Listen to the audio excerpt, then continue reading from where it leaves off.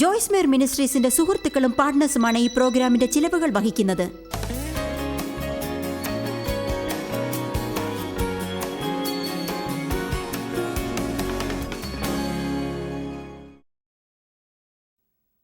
ഞാൻ ഇന്ന് രാവിലെ സംസാരിക്കാൻ പോകുന്ന വിഷയം ചിലതിന് മാറ്റമുണ്ടാവേണ്ടതാണ്.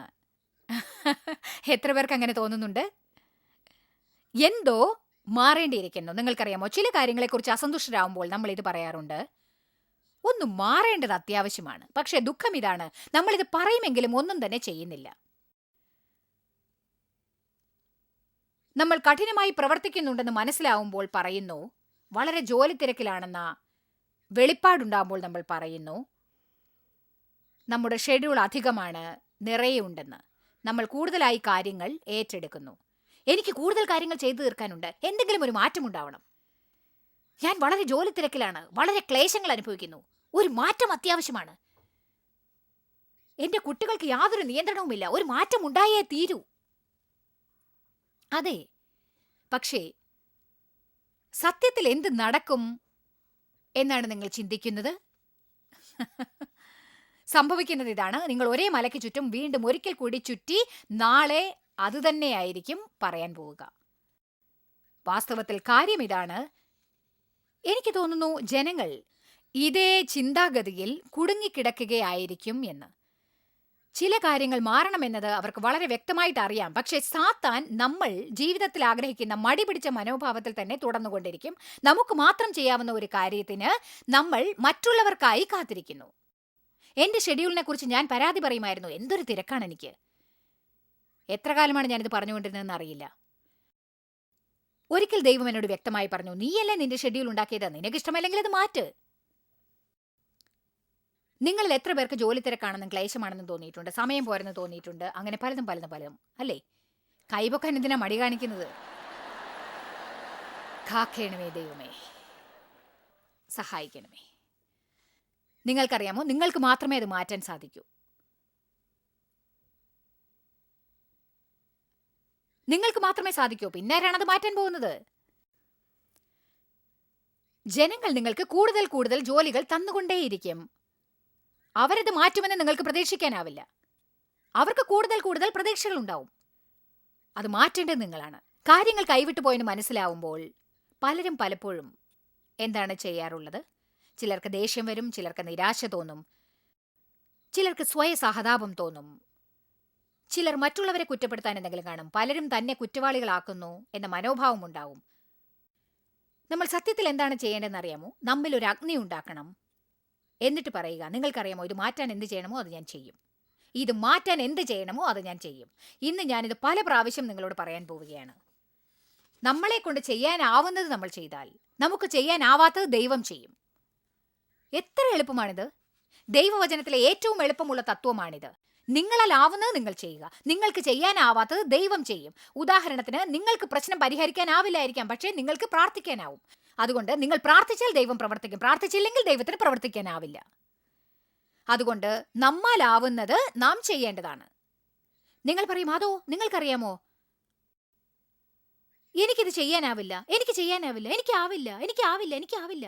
നിങ്ങൾക്ക് ചെയ്യാൻ പറ്റാത്തതിനെ കുറിച്ച് പറയുന്നത് നിങ്ങൾ അവസാനിപ്പിക്കൂ. എന്നിട്ട് ചെയ്യാനാവുന്നത് എന്തെങ്കിലും കണ്ടുപിടിച്ച് അത് ചെയ്യൂ. ജോലി തിരക്കോ സമ്മർദ്ദമോ ഉണ്ടെങ്കിൽ, കൂടുതൽ ബാധ്യതകൾ ഉണ്ടെങ്കിൽ, നിങ്ങളുടെ ജീവിതത്തിൽ ഒരു നല്ല ഫലം പോലും കായ്ക്കാത്ത എന്തെങ്കിലും ഒന്ന് നിങ്ങൾക്ക് എടുത്തു കളയാൻ സാധിക്കില്ലേ? സത്യം പറയുകയാണെങ്കിൽ അത് നിങ്ങളോട് ഒരിക്കലും ചെയ്യാൻ പറഞ്ഞിട്ടുള്ളതായിരിക്കില്ല. നിങ്ങളായിട്ട് അത് തുടങ്ങി. അതെ, ദൈവമാണ് ഉണ്ടാക്കുന്നവനും ഇല്ലാതാക്കുന്നതും. പക്ഷേ താൻ ഉണ്ടാക്കാത്ത ഒന്നിനെ അവസാനിപ്പിക്കാൻ അവൻ നിൽക്കില്ല. നിങ്ങളൊരു വറ്റിയ തടാകത്തിൽ നിൽക്കുകയാണെങ്കിൽ ഇനി ഉപയോഗമില്ലാത്ത ഒന്നിനു വേണ്ടിയാണ് നിങ്ങൾ പ്രവർത്തിക്കുന്നത്. നിങ്ങൾക്ക് ഒന്നുകൊണ്ടും ഒരു പ്രയോജനവുമില്ലാത്ത ഒന്നിനു വേണ്ടി നിങ്ങൾ പ്രവർത്തിക്കുന്നു, എന്നിട്ടും നിങ്ങൾ എഴുന്നേറ്റ് പോകുന്നില്ല. പിന്നെ ദൈവത്തിന് എന്ത് ചെയ്യാനാവും? നിങ്ങളൊന്ന് നന്നായിട്ട് ഇളകിയിട്ട് പറയണം, നിങ്ങൾക്കറിയാമോ, എനിക്കിവിടെ ഇരുന്ന് പിറുപിറുത്തും പരാതി പറഞ്ഞും മടുത്തു. എനിക്ക് ചെയ്യാനാവുന്നത് ചെയ്യാൻ സമയമായി. എനിക്ക് കഴിയുന്നത് ഞാൻ ചെയ്താൽ, എനിക്ക് ചെയ്യാനാവാത്തത് ദൈവം എനിക്ക് ചെയ്തു തരും. ആമേൻ. ചിലപ്പോൾ നിങ്ങൾക്ക് സാധിക്കില്ല. ദാമ്പത്യ ജീവിതത്തിൽ മോശമായ പരിസ്ഥിതി ഉണ്ടാവാം. നിങ്ങളൊരു സ്ത്രീ ആയിരിക്കാം, നിങ്ങൾ വിവാഹം കഴിച്ച വ്യക്തി വളരെ ദുഷ്ടനും കൊള്ളരുതാത്തവനുമായിരിക്കാം. നിങ്ങൾക്ക് വല്ലാതെ തോൽവി തോന്നിയേക്കാം. അത് കാരണം നിങ്ങൾക്ക് സ്വയ സഹതാപമുണ്ടാവും, പരാതി പറയും, മുറുമുറുക്കും. അതിനെക്കുറിച്ച് നിങ്ങൾ അസ്വസ്ഥനാവും, നിങ്ങൾ ഇരയായെന്ന തോന്നലുണ്ടാവും. നിങ്ങൾ എപ്പോഴും പറയും എന്തോ ഒരു മാറ്റം ഉണ്ടാവണം, എന്തിനോ ഒരു മാറ്റം ഉണ്ടാവണം. നിങ്ങൾക്ക് അയാളെ മാറ്റാൻ സാധിക്കുകയില്ല. പക്ഷെ നിങ്ങൾക്ക് എന്ത് ചെയ്യാനാവുമെന്ന് ഞാൻ പറയാം. നിങ്ങൾക്ക് പ്രാർത്ഥിക്കാം, ഏതാനും വിത്തുകൾ വിതയ്ക്കുകയും ചെയ്യാം. ഒരു പക്ഷേ നിങ്ങൾ വിവാഹം കഴിച്ച വ്യക്തിയിൽ ഒരു നല്ല കാര്യം കണ്ടിട്ടുണ്ടെങ്കിൽ അതിനെക്കുറിച്ച് നിങ്ങൾക്ക് പറയാൻ ആരംഭിക്കാം. അതേ സഭയെ അതാണ് തുടങ്ങാനുള്ള സ്ഥലം. നിങ്ങൾ പറയുക എന്താണെന്ന് അറിയാമോ, എനിക്ക് നിങ്ങളുടെ മുടി ഇഷ്ടമാണ്, നിങ്ങൾക്ക് ഈ നല്ല മുടി ഉണ്ടായതിൽ ഞാൻ സന്തോഷിക്കുന്നു. അല്ലെങ്കിൽ വേറെ എന്തെങ്കിലും അയാളെക്കുറിച്ച് ഒരു നല്ല കാര്യം കണ്ടുപിടിക്കുക. അയാളെ പുകഴ്ത്താൻ പറ്റിയത് എന്തെങ്കിലും ഒന്ന് കണ്ടുപിടിക്കുക. എന്നിട്ട് പറയൂ, ദൈവമേ, എന്നെ കൊണ്ട് ചെയ്യാനാവുന്നത് ഞാൻ ചെയ്യും, പക്ഷെ അങ്ങ് ഈ വിത്തെടുത്തൊരു കൊയ്ത്ത് നൽകണമേ. അതേ സഭയെ എല്ലാവരും പറയൂ, എനിക്ക് എന്തെങ്കിലും ചെയ്യാനാവും. അടുത്തുള്ളവരെ നോക്കി ഇങ്ങനെ പറയൂ, നിങ്ങൾക്ക് ചെയ്യാനാവുന്നത് ചെയ്യാനുള്ള സമയം ആരംഭിച്ചിരിക്കുന്നു.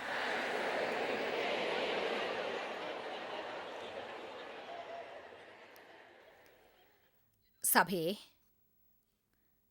ദൈവവചനം വായിക്കുന്നതിലൂടെയാണ് സാത്താൻ എൻ്റെ കുട്ടിക്കാലം മോഷ്ടിച്ചതെന്ന് എനിക്ക് മനസ്സിലായി. എൻ്റെ നിഷ്കളങ്കത, എൻ്റെ വിലമതിപ്പ്, എൻ്റെ ആത്മവിശ്വാസം, എൻ്റെ സമാധാനവും സന്തോഷവും എൻ്റെ മര്യാദയും നഷ്ടപ്പെട്ടിരുന്നു. ഞാൻ കോപിച്ചു. അപ്പോൾ യെശയ്യാവ് 43, 18, 19 വരെ ഞാൻ വായിച്ചു.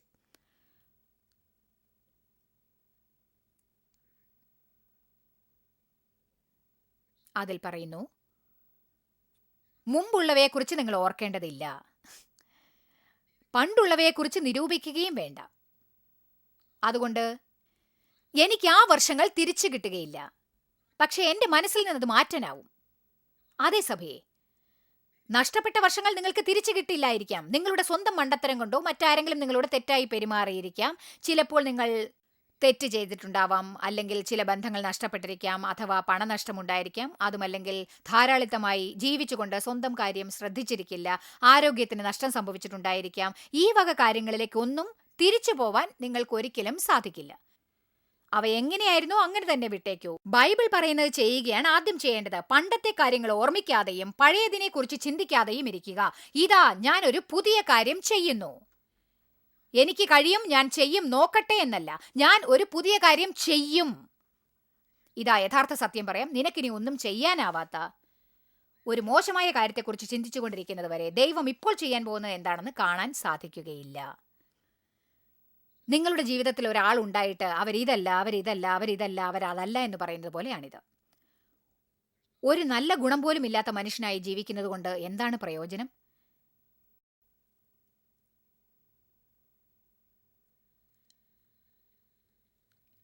നിങ്ങളിൽ ചിലർക്ക് മോശമായ ബന്ധങ്ങൾ ഉണ്ടായിരിക്കാം.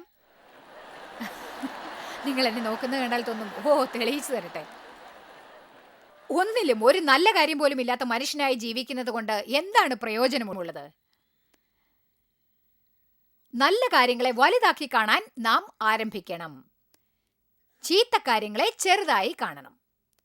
ദൈവത്തിന്റെ ഭാഗത്തിരിക്കുക. എപ്പോഴും പരാതി പറയുന്നത് അവസാനിപ്പിക്കുക. എന്നിട്ട് നിങ്ങളെ കൊണ്ട് ചെയ്യാനാവുന്നത് ചെയ്യുക. നിങ്ങൾക്ക് ചെയ്യാനാവാത്തത് ദൈവം ചെയ്തുകൊള്ളും. മടിയെ ദൈവം അനുഗ്രഹിക്കില്ല.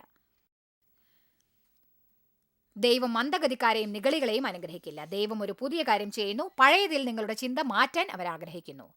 ഇന്ന് നിങ്ങൾ ഇങ്ങനെ പറഞ്ഞുകൊണ്ടിരിക്കുന്നുണ്ടാവും, എനിക്ക് വല്ലാത്ത സമ്മർദ്ദമുണ്ട്, ഞാൻ കുഴപ്പത്തിലായിരിക്കുകയാണ്, എനിക്ക് ധാരാളം ബാധ്യതകളുണ്ട്, ഞാൻ വളരെ തിരക്കിലാണ്, എൻ്റെ കുട്ടികളെ നോക്കുന്ന തിരക്കിലാണ് ഞാൻ, അവർ വല്ലാത്ത കുഴപ്പക്കാരാണ്, എൻ്റെ വീടൊരു തകർച്ചയാണ്. നിങ്ങൾ എന്ത് ചെയ്യണമെന്ന് ഞാൻ പറയട്ടെ? നിങ്ങൾക്ക് ചെയ്യാനാവുന്നത് ചെയ്യുക, എന്നിട്ട് അത് നേരെയാക്കുക. നിങ്ങൾക്ക് നഷ്ടപ്പെട്ടതിനെക്കുറിച്ച് കരയാതെ പുറകോട്ട് നോക്കാതിരിക്കൂ. കാരണം അതിനെക്കുറിച്ച് ചിന്തിച്ച് ഒരിടത്തിരിക്കാതെ അങ്ങനെ ചെയ്യണമായിരുന്നു, ഞാനത് ചെയ്യണമായിരുന്നു, ഞാൻ ഇത് ചെയ്യണമായിരുന്നു, ഇത് നിങ്ങളുടെ ശക്തിയെ മോഷ്ടിക്കും. ദൈവം നിങ്ങൾക്ക് ശക്തി നൽകാൻ ആഗ്രഹിക്കുന്നു. ആമേൻ. നിങ്ങൾ എന്ത് ചെയ്യണമായിരുന്നു എന്നതിനൊന്നും ചെയ്യാനാവില്ല, പക്ഷെ ഇപ്പോൾ എന്ത് ചെയ്യാനാവും എന്നതിന് നിങ്ങൾക്ക് എന്തെങ്കിലും പ്രവർത്തിക്കാനാവും. അതുകൊണ്ട് ദൈവവചനപ്രകാരം ഞാൻ എൻ്റെ കണ്ണു തുറക്കുമ്പോൾ എനിക്ക് ഏകദേശം 30 വയസ്സുണ്ടായിരുന്നു. ഞാനിത് മനസ്സിലാക്കുകയായിരുന്നു. അതായത് ഒരിടത്തിരുന്ന് എൻ്റെ ജീവിതത്തെക്കുറിച്ച് പരാതിപ്പെടാതെ എനിക്ക് ചിലത് ചെയ്യാനാകും. ദൈവവചനത്തിൽ പ്രവർത്തിക്കാനാകും. ഞാൻ സ്വയം പഠിക്കേണ്ടിയിരിക്കുന്നു. ദൈവവചനം എന്താണ് പറയുന്നതെന്ന് ഞാൻ അറിയണം. എന്നിട്ട് എൻ്റെ മനസ്സും എൻ്റെ മനോഭാവവും എൻ്റെ സംസാര രീതിയും എൻ്റെ പെരുമാറ്റവും ഞാൻ മാറ്റണം. എല്ലാം നന്മയ്ക്കായിരിക്കും. അപ്പോൾ എന്താണ് സംഭവിച്ചതെന്ന് നിങ്ങൾക്കറിയാമോ? ദൈവവചനം പ്രവർത്തിച്ചു. ഞാനൊരു സത്യം പറയട്ടെ, ഞാനിപ്പോൾ പണ്ട് നടന്നതിനെ പറ്റി ഒന്നും ചിന്തിക്കുന്നതേ ഇല്ല. കഴിഞ്ഞ 10 വർഷങ്ങളായി എൻ്റെ ജീവിതം അതിമഹത്തായി നടക്കുന്നു. കഴിഞ്ഞ 10 വർഷം എനിക്ക് മറ്റൊന്നും തന്നെ ഉണ്ടായില്ല. ആ 10 വർഷങ്ങൾ മാത്രം അതൊരു നല്ല യാത്രയായിരുന്നു. ആമേൻ. ദൈവം നിങ്ങളുടെ കഷ്ടങ്ങൾക്ക് ഇരട്ടി പ്രതിഫലം നൽകും. തന്നെ തീക്ഷ്ണതയോടെ അന്വേഷിക്കുന്നവർക്ക് ദൈവം ഇരട്ടി പ്രതിഫലം നൽകും. കാരണം അവൻ പ്രതിഫലദാതാവാണ് എന്ന് ബൈബിളിൽ പറയുന്നുണ്ട്. അവൻ ന്യായത്തിന്റെ ദൈവമാണ്. യെശയ്യാവ് 61:7-8 നിങ്ങളുടെ പണ്ടത്തെ കഷ്ടപ്പാടുകൾക്ക് അവൻ 2 ഇരട്ടി പ്രതിഫലം നൽകുമെന്ന് പറയുന്നു. ഇയ്യോബിന് കഷ്ടപ്പാടുകൾ ഉണ്ടായിരുന്നു, പക്ഷെ ഒടുവിൽ ദൈവം അയാൾക്ക് ആദ്യം ഉണ്ടായിരുന്നതിനേക്കാൾ ഇരട്ടി പ്രതിഫലം നൽകി. അതുകൊണ്ട് നഷ്ടപ്പെട്ടവയെക്കുറിച്ച് കരഞ്ഞിരിക്കാതെ നിങ്ങളുടെ ഇരട്ടി പ്രതിഫലത്തിനായി ഇന്ന് തന്നെ ചോദിക്കാൻ ആരംഭിക്കുക. ദൈവം നിങ്ങൾക്കായി സമ്മാനം കരുതിയിട്ടുണ്ട്. പക്ഷെ നിങ്ങളൊരു പുതിയ മനോഭാവം നേടേണ്ടതാണ്. ഒരു കുറ്റമനോഭാവത്തോടെ സഹതാപം തോന്നിക്കൊണ്ടിരിക്കാൻ പാടില്ല. കയ്പും വിദ്വേഷത്തോടെ ഇരിക്കാതെ പറയൂ, എന്തോ മാറ്റേണ്ടതായിട്ടുണ്ട്.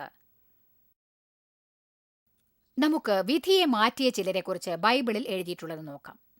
നിങ്ങളുടെ വിധിയെക്കുറിച്ച് ചിലത് ചെയ്യേണ്ടതായിട്ടുണ്ട്. ലോകം വിധിയെക്കുറിച്ച് ചിന്തിക്കുന്നു. അതെന്റെ വിധിയാണ്. വിധി പോലെ എല്ലാം നടക്കട്ടെ.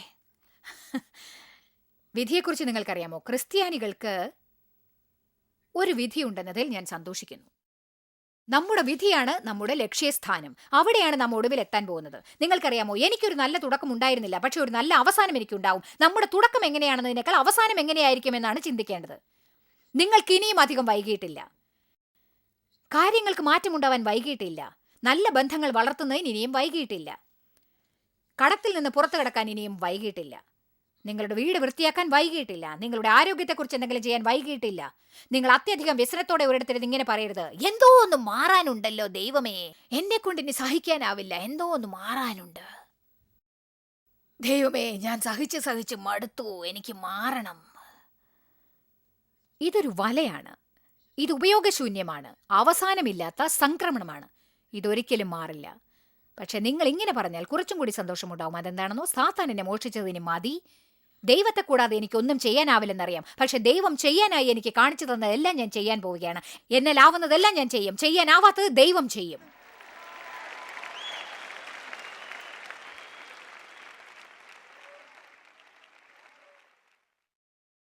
യാക്കോബിനെ നമുക്ക് നോക്കാം. യാക്കോബ് ആരെക്കാളും ഏറ്റവും വലിയ കുഴപ്പത്തിലായിരുന്നു. ഉൽപ്പത്തി 32.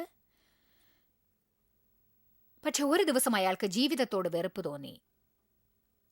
യാക്കോബ് ഒരു നുണയനായിരുന്നു, വഞ്ചകൻ, ഒരു ചതിയൻ, കബളിപ്പുകാരൻ, ഒരു മോഷ്ടാവ്.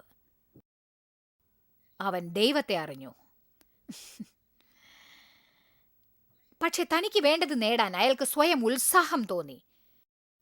ശരിയായ സമയത്ത് ശരിയായ വഴിയിലൂടെ ദൈവം അവന് നൽകാൻ ആഗ്രഹിച്ചതിനായി ദൈവത്തെ വിശ്വസിക്കാൻ അവൻ തയ്യാറായില്ല. യാക്കോബ് എപ്പോഴും സ്വയം എല്ലാം നേടാനായി കാത്തിരുന്നു. ഇന്നിവിടെ ഇരിക്കുന്ന ചിലർക്ക് യാക്കോബുമായി വളരെയധികം സാദൃശ്യമുണ്ടെന്ന് ഞാൻ വിശ്വസിക്കുന്നുണ്ട്. യാക്കോബ് പല തെറ്റായ കാര്യങ്ങളും ചെയ്തു. അയാൾ മഹാകുഴപ്പക്കാരനായിരുന്നു. അവൻ സ്വന്തം സഹോദരന്റെ ജന്മാവകാശം ചതിയിലൂടെ കരസ്ഥമാക്കി. എന്നിട്ട് യാക്കോബിന് തന്റെ സഹോദരനെ പേടിക്കേണ്ട ഒരു സ്ഥിതി ഏർപ്പെട്ടു. നമ്മൾ തെറ്റായ കാര്യങ്ങൾ ചെയ്യുമ്പോൾ ഒടുവിൽ ഭയത്തോടെ ജീവിക്കേണ്ടതായി വരാറുണ്ട്, അല്ലേ? അയാൾക്ക് ജീവകാലം മുഴുവനും ഓടി ഒളിക്കേണ്ടി വന്നു. വർഷങ്ങളോളം അയാൾ ഓടി ഒളിച്ചു. സ്വയം ഉണ്ടാക്കിയ ഒരു ചെറിയ ജീവിതം ജീവിക്കാൻ അയാൾ ബാധ്യസ്ഥനായി. പക്ഷേ അപ്പോഴും അവന് ഓടി ഒളിക്കേണ്ടി വന്നു. ഒടുവിൽ തന്റെ ജീവിതം അയാൾക്ക് മടുത്തു എന്ന ഒരു സ്ഥിതിയിൽ എത്തിച്ചേർന്നു. അവന് ജീവിക്കാൻ ഇഷ്ടമില്ലാതായി.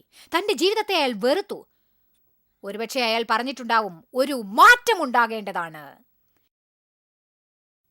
എന്നിട്ട് അയാൾ അത് മാറ്റാനുള്ള ചുമതല ഏറ്റെടുത്തു. അതാണ് ഇന്നത്തെ എൻ്റെ പ്രധാന വിഷയം. നമ്മുടെ ജീവിതത്തിലെ പല വശങ്ങളിലും എന്തോ മാറ്റങ്ങൾ വരുത്താനുണ്ട്. എന്നാൽ നമ്മൾ ചുമതല ഏറ്റെടുത്തുകൊണ്ട് പറയണം, ഞാനത് മാറ്റാൻ പോവുകയാണ്. ദൈവത്തെ കൂടാതെ നമുക്കൊന്നും ചെയ്യാനാവില്ല. ദൈവവും നിങ്ങളെ കൂടാതെ ഒന്നും ചെയ്യാൻ പോകുന്നില്ല. കാരണം നിങ്ങളും ദൈവവും നിങ്ങളുടെ ജീവിതത്തിന്റെ പങ്കാളികളാണ്. നിങ്ങളും ദൈവവും നിങ്ങളുടെ ജീവിതത്തിന്റെ പങ്കാളികളാണ്. അതായത് നിങ്ങൾക്കൊരു പങ്കും ദൈവത്തിന് ഒരു പങ്കുമുണ്ട്. നിങ്ങളാൽ കഴിയുന്നത് നിങ്ങൾ ചെയ്താൽ നിങ്ങൾക്ക് ചെയ്യാനാവാത്തത് ദൈവം ചെയ്യും. ഉൽപ്പത്തി 32:22. രാത്രിയിൽ അവൻ, അതായത് യാക്കോബ്, എഴുന്നേറ്റ് തന്റെ 2 ഭാര്യമാരെയും 2 ദാസിമാരെയും 11 പുത്രന്മാരെയും കൂട്ടി. പ്രശ്നങ്ങൾക്ക് കാരണം എനിക്ക് മനസ്സിലായി. 2 ഭാര്യമാർ, 2 ദാസിമാർ, 11 പുത്രന്മാരും. ഒരു മാറ്റം ഉണ്ടാവണമെന്ന് ഞാനും പറഞ്ഞിട്ടുണ്ടാവുമായിരുന്നു. ഇത് കേൾക്കൂ. അവരെയും കൂട്ടിക്കൊണ്ട് യാക്കോബ് കടവ് കടന്നു. 23-ാം വാക്യം. അങ്ങനെ അവൻ അവരെ കൂട്ടി ആറ്റിനക്കരയെത്തി. തനിക്കുള്ളതിനെ ഒക്കെയും അക്കരെ കടത്തിയ ശേഷം, നിങ്ങളിത് മനസ്സിലാക്കിയാൽ നന്നായിരുന്നു, യാക്കോബ് ഇങ്ങനെ പറയുന്ന ഒരു സ്ഥിതിയിലെത്തി: എനിക്ക് സമാധാനമില്ലെങ്കിൽ എനിക്കുള്ളവയെല്ലാം വിലമതിപ്പില്ലാത്തതായിരിക്കും. അവൻ അവരോട് പറഞ്ഞു, എല്ലാവരും നിൽക്കൂ. അതോടെ അവൻ നിർത്തി. അവരിൽ നിന്ന് അയാൾ നീങ്ങി. എന്നിട്ട് പറഞ്ഞു, ഞാൻ ദൈവത്തോട് കാര്യങ്ങൾ നേരെയാക്കേണ്ടതാണ്. യാക്കോബും ഒരു മനുഷ്യനും മാത്രം ശേഷിച്ചു, മഹാപുരുഷൻ. ഉഷസ് വരെ അവൻ ആ പുരുഷനോട് മല്ലിട്ടു, അതായത് അവൻ ദൈവത്തോടാണ് മല്ലിട്ടത്. എന്നിട്ട് അവനെ ജയിക്കയില്ലെന്ന് ആ പുരുഷൻ മനസ്സിലാക്കിയപ്പോൾ, ഇതെനിക്കിഷ്ടപ്പെട്ടു, അയാൾ അവന്റെ തുടയുടെ തടം തൊട്ടു. ആകയാൽ അവനോട് മല്ല് പിടിക്കയിൽ യാക്കോബിന്റെ തുടയുടെ തടമുളുക്കി. എന്നിട്ട് അയാൾ പറഞ്ഞു, അയാൾ എന്നത് ദൂതനാണ്, ദൈവദൂതനായ അയാൾ പറഞ്ഞു, എന്നെ വിടുക. അപ്പോൾ യാക്കോബ് പറഞ്ഞു, നീ എന്നെ അനുഗ്രഹിച്ചാലല്ലാതെ ഞാൻ നിന്നെ വിടുകയില്ല. ഇത് നിങ്ങൾക്ക് ഇഷ്ടപ്പെട്ടോ? ഇതാ ഏറ്റവും വലിയ കുരുത്തം കെട്ട ഒരു മനുഷ്യനിതാ, അയാൾക്ക് ദൈവത്തോട് ഇങ്ങനെ പറയാനുള്ള തന്റെ ഇടമുണ്ടായിരുന്നു, ഞാൻ മാറാൻ ഒരുക്കമാണ്. അയാൾ ശരിക്കും ഒരു ഉപദ്രവകാരി തന്നെയായിരുന്നു. വളരെ മോശമായ മനുഷ്യൻ, ചതിയൻ, വഞ്ചകൻ, വഷളൻ, അതായിരുന്നു ആ പേരിന്റെ അർത്ഥം. അയാൾ താൻ മാറുകയാണെന്ന് തീരുമാനിക്കുകയുണ്ടായി. എന്നിട്ട് പറഞ്ഞു, ദൈവമേ, നീ എന്നെ അനുഗ്രഹിക്കുന്നത് വരെ ഞാൻ നിന്നെ വിടുകയില്ല. ഇനി ഇതാണ് എനിക്ക് ഇഷ്ടപ്പെട്ടത്. നിന്റെ പേരെന്ത് എന്നയാൾ അവനോട് ചോദിച്ചതിന് അയാൾ മെല്ലെ പിറുപിറുത്തു. സാവധാനം പറഞ്ഞു യാക്കോബ്, അതായത് വഞ്ചകൻ, ചതിയൻ, വഷളൻ, മോഷ്ടാവ്. അങ്ങനെ ദൈവത്തോട് മല്ല് പിടിച്ചുകൊണ്ടിരിക്കുമ്പോൾ യാക്കോബ് തന്നെ കണ്ടു. ഞാനൊരു കാര്യം പറയട്ടെ, ഒടുവിൽ നാം ആരാണെന്ന് മനസ്സിലാക്കുമ്പോൾ അതൊരു കണ്ണു തുറക്കലായിരിക്കും. കാരണം പലപ്പോഴും നാം എന്താണ് ചെയ്യാറുണ്ടോ, നമ്മൾ കുറ്റബോധത്തോടെ ജീവിതം നയിച്ചുകൊണ്ടിരിക്കുന്നു. നമ്മുടെ ജീവിതത്തിൽ നടക്കാതെ പോയ കാര്യങ്ങൾക്കെല്ലാം മറ്റുള്ളവരെ നാം കുറ്റപ്പെടുത്തുന്നു. യഥാർത്ഥ സത്യം ഇതാണ്, നമ്മുടെ ജീവിതം മാറാൻ ആവശ്യമായത് നാം ചെയ്യുന്നില്ല. ഞാൻ കരുതി ഡേവാണ് പ്രശ്നക്കാരനെന്ന്. ഞാൻ പറഞ്ഞത് സത്യമാണ്, അതാണ് ഞാൻ കരുതിയത്. ഞാൻ കരുതി ഡേവ് ഇങ്ങനെ ചെയ്തിരുന്നെങ്കിൽ കൊള്ളാമായിരുന്നു, അങ്ങനെ ചെയ്തിരുന്നെങ്കിൽ കൊള്ളാമായിരുന്നു. നമ്മൾ എല്ലാവരും മറ്റുള്ളവരെ കുറ്റപ്പെടുത്താൻ ശ്രമിക്കും. സത്യം പറഞ്ഞാൽ ഞാൻ ഒരിക്കൽ ആഴമായി പ്രാർത്ഥിച്ചുകൊണ്ടിരിക്കുമ്പോൾ ദൈവം പറഞ്ഞു, ദേവല്ല നിന്റെ പ്രശ്നം. ഞാൻ സത്യമായിട്ടും കരുതി, പിന്നെ ആരാണ്? ഞാനായിരിക്കില്ല പ്രശ്നക്കാരി. ഞാൻ സ്വയം കബളിപ്പിച്ചു. പിന്നീട് അടുത്ത 3 ദിവസം ആ വീട്ടിൽ എന്റെ കൂടെ ജീവിക്കുന്നത് എങ്ങനെയാണെന്ന് ദൈവം എനിക്ക് വെളിപ്പെടുത്തി തന്നു. എനിക്കപ്പോൾ യാക്കോബിന്റെ സ്ഥിതിയായിരുന്നു. ഞാൻ കരുതി,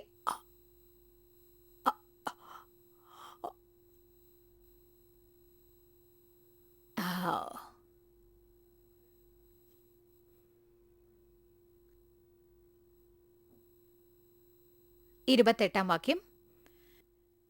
എന്നിട്ട് അയാൾ പറഞ്ഞു, ഇനി നിന്റെ പേർ യാക്കോബ് എന്നല്ല, നീ ഇസ്രായേൽ എന്ന് വിളിക്കപ്പെടും. എനിക്കിത് ഇഷ്ടപ്പെട്ടു. അതിന് കാരണം നീ ദൈവത്തോട് മല്ലിട്ട് ജയിച്ചിരിക്കുന്നു എന്നതാണ്. അതായത് ഇങ്ങനെ പറയാൻ തന്റെ ഇടമുള്ള ഒരാളെയാണ് ദൈവത്തിനിഷ്ടം. ഞാനൊരു വഷളനായി ജീവിച്ചു, പക്ഷേ ഇപ്പോൾ അതിൽ നിന്ന് പിന്തിരികയാണ്. ഞാൻ അങ്ങയിലേക്ക് തിരിയുന്നു. ദൈവമേ, ഞാൻ അങ്ങയോട് മല്ലിടാൻ പോവുകയാണ്. ദൈവവചനപ്രകാരമുള്ളതെല്ലാം എനിക്ക് സ്വന്തമാകുന്നത് വരെ ഞാൻ അങ്ങയെ വിടില്ല. അതേ സഭയെ, കൈവിടപ്പെട്ട പ്രശ്നങ്ങൾ ഒന്നുമില്ല. ഈ കെട്ടിടത്തിലിരിക്കുന്നവർക്കും ഇന്ന് ഈ ലോകത്തിന്റെ ഏത് മൂലയിൽ നിന്ന് ഞാൻ പറയുന്നത് കേൾക്കുന്നവർക്കും ഇനിയും സമയമുണ്ട്. നിങ്ങൾ ഇനിയും താമസിച്ചിട്ടില്ല. ദൈവം ഒരു പുതിയ തുടക്കത്തിന്റെ ദൈവമാണ്. ഒരു 2ാമത്തെ അവസരം അല്ലെങ്കിൽ 3ാമത്തെ അവസരം നിങ്ങൾക്കുണ്ട്. നിങ്ങൾ പഴയ സംഭവങ്ങളിൽ നിന്ന് സ്വതന്ത്രരാകുന്നത് വരെ ദൈവത്തോട് മല്ലിട്ട് യേശു നിങ്ങൾക്ക് ലഭിക്കാനായി മരിച്ചത് സ്വന്തമാക്കുക. പക്ഷെ എന്തോ ഒന്ന് മാറേണ്ടിയിരിക്കുന്നു എന്ന് പറഞ്ഞാൽ അത് സംഭവിക്കുകയില്ല. യാക്കോബ് തോടിനരികെ എത്തിയപ്പോൾ അവിടെ ഇരുന്നു കൊണ്ട് ഇങ്ങനെ പറഞ്ഞില്ല, എന്തോ ഒന്ന് മാറാനുണ്ട്. എങ്കിൽ അവൻ ഇന്നും അവിടെ ഇരിക്കുമായിരുന്നു. അവൻ പറഞ്ഞത് ഇതാണ്, നേരായി ജീവിക്കാൻ എനിക്കാവില്ലെങ്കിൽ എനിക്കുള്ളതിനൊന്നും അർത്ഥമില്ല. ഞാൻ ജീവിച്ചുകൊണ്ടിരിക്കുന്നതിൽ നിന്ന് വേർതിരിയേണ്ടതാണ്. എന്നിട്ട് ദൈവത്തെ മുറുകെ പിടിക്കണം. അവന്റെ അനുഗ്രഹം എന്റെ ജീവിതത്തിൽ ഉണ്ടാവണം. അവൻ ദൈവത്തോട് മല്ലിടാൻ ആരംഭിച്ചു. നിങ്ങളിൽ ചിലർ ഒരു അത്ഭുതത്തിനായിരിക്കാം ഈ കോൺഫറൻസിന് വന്നത്. നിങ്ങൾ വീട്ടിലേക്ക് തിരിച്ചുപോയി അടുത്ത ആഴ്ച മുഴുവനും ദൈവവുമായി മല്ലിട്ടുകൊണ്ടേയിരിക്കണം. ആമേൻ. ഞാൻ നിങ്ങളെ ഈ കൂട്ടത്തിൽ നിന്ന് വിളിച്ച് വ്യക്തിപരമായ ഒരു വചനം നൽകുമെന്ന് നിങ്ങൾ കരുതിയിരിക്കാം. ഒരുപക്ഷെ ആരെങ്കിലും തലയിൽ കൈവച്ചാലുടൻ എല്ലാം അപ്രത്യക്ഷമാകുമെന്ന് നിങ്ങൾ ചിന്തിച്ചിരിക്കാം. എന്തെങ്കിലും ചെയ്യൂ. പരാതി പറഞ്ഞ് മുറുമുറുക്കുന്നതിന് പകരം എന്തെങ്കിലും ചെയ്യൂ. നിങ്ങളുടെ തോട് വറ്റിയിട്ടുണ്ടെങ്കിൽ അവിടെ നിന്ന് പോകൂ. 10 വർഷമായി ചത്ത കുതിരപ്പുറത്താണ് നിങ്ങളെങ്കിൽ താഴെ ഇറങ്ങൂ.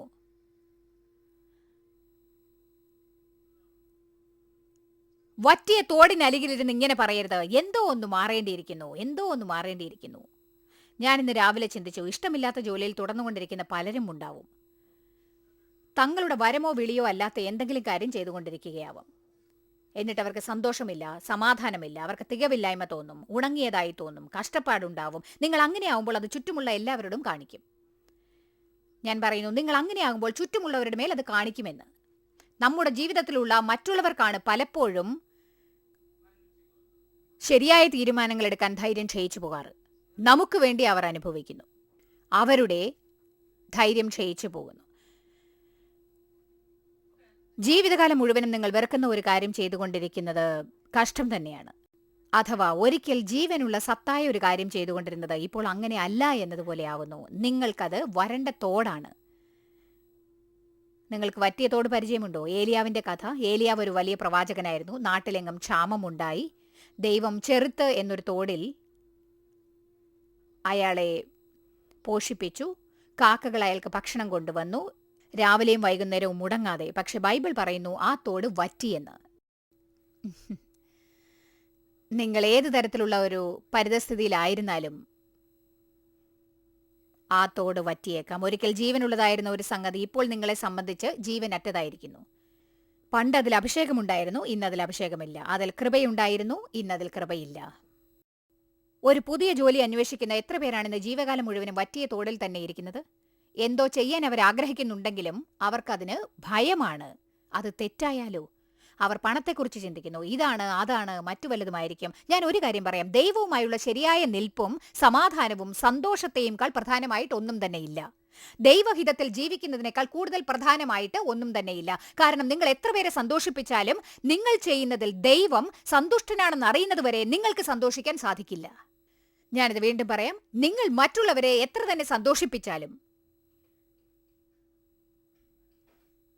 ദൈവഹിതത്തിന്റെ മധ്യയാണ് നിങ്ങളെന്ന് അറിയുന്നത് വരെ നിങ്ങൾക്ക് സന്തോഷമോ തികവോ സംതൃപ്തിയോ തോന്നാൻ പോകുന്നില്ല. അത് മനസ്സിലാക്കണം. ആമേൻ. യാക്കോബ് ഒരു വഷളനായിരുന്നു, പക്ഷേ അവൻ മാറി. ശൗൽ രാജാവിനെയും ഞാൻ ഓർക്കുന്നു. ശൗലിന്റെ ആരംഭം നന്നായിരുന്നു, പക്ഷെ അവസാനം മോശമായിരുന്നു. യാക്കോബിന്റെ തുടക്കം മോശമായിരുന്നു, പക്ഷെ അവസാനം നന്നായിരുന്നു. നമ്മൾ എങ്ങനെയാണ് അവസാനിപ്പിക്കുന്നത് എന്നതാണ് നമ്മുടെ തുടക്കത്തെക്കാൾ ഏറ്റവും പ്രധാനം. ധാരാളം പേർ ഒരു മോശമായ തുടക്കമാണ് കുറിക്കാറുള്ളത്. പക്ഷേ അവരുടെ തുടക്കം ശരിയല്ലാത്തതിനാൽ അവരുടെ അവസാനം ശരിയായിരിക്കാൻ സാധിക്കുന്നില്ല. നിങ്ങൾ എങ്ങനെ തുടങ്ങിയാലും അത് നിങ്ങളുടെ വിധിയെ മോഷ്ടിക്കാൻ ഇടം കൊടുക്കരുത്. ആമേൻ. നിങ്ങൾക്കൊരു വിധിയുണ്ട്. ദൈവഹിതം, രക്തത്താൽ വാങ്ങപ്പെട്ട വിധി. പണ്ട് കാര്യങ്ങൾ എങ്ങനെയായിരുന്നു എന്നതിനെക്കുറിച്ച് കുത്തിയിരുന്ന് പരാതി പറയാതെ നിങ്ങൾ എന്തെങ്കിലും ചെയ്യേണ്ടതാണ്. ആമേൻ. നിങ്ങൾ ഇങ്ങനെ പറയണം, സാത്താൻ ചെയ്തത് എന്താണെന്ന് എനിക്ക് നന്നായി കാണാം. ഞാൻ അവനെ കീഴടക്കും. ഞാൻ അവനെ കീഴടക്കും. നിങ്ങളുടെ മനോഭാവത്തിൽ ഉണ്ടാക്കുന്ന മാറ്റം നിങ്ങളുടെ ജീവിതത്തിൽ ഉണ്ടാവും. നമുക്കെല്ലാം മാറ്റം വേണമെന്ന് ഞാൻ കരുതുന്നു. പക്ഷെ ചിലപ്പോൾ നമുക്കത് പേടിയാണ്, നമുക്കതിനെക്കുറിച്ച് ആശയക്കുഴപ്പമാണ്, അതിലൂടെ കടക്കാൻ പ്രയാസമാകുമോ എന്ന്. പക്ഷെ മാറ്റം വളർച്ചയ്ക്ക് അത്യന്താപേക്ഷിതമാണ്. മാറ്റം എന്ന വിഷയത്തെക്കുറിച്ച് ഞാൻ നിങ്ങൾക്ക് ഒരല്പം കൂടി പഠിപ്പിക്കാൻ ആഗ്രഹിക്കുന്നു.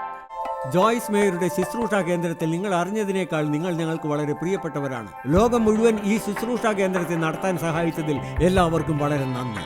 നമ്മൾ ഒരുമിച്ച് വിശക്കുന്നവർക്ക് ആഹാരം കൊടുക്കുന്നു, പാവപ്പെട്ടവർക്ക് വസ്ത്രങ്ങൾ കൊടുക്കുന്നു, എല്ലാ ദേശത്തേക്കും സന്ദേശങ്ങൾ അറിയിക്കുന്നു. ഞങ്ങൾ നിങ്ങളോട് അപേക്ഷിക്കുകയാണ്, ഞങ്ങളോട് ബന്ധപ്പെടുക joycemeyer.org. നിങ്ങളുടെ പ്രാർത്ഥനകളും അപേക്ഷകളും പകർന്നുകൊള്ളാൻ, അതിനെപ്പറ്റി കൂടുതൽ അറിയുവാൻ, ജോയ്സിന്റെ പൊതുയോഗ വിവരപ്പട്ടിക ലോകം മുഴുവൻ ക്രിസ്തുവിന്റെ സ്നേഹം പകരാൻ ഞങ്ങളോട് പങ്കുചേരുക. ജോയ്സ് മേയർ മിനിസ്ട്രീസിന്റെ സുഹൃത്തുക്കളും പാർട്ട്നേഴ്സുമാണ് ഈ പ്രോഗ്രാമിന്റെ ചിലവുകൾ വഹിക്കുന്നത്.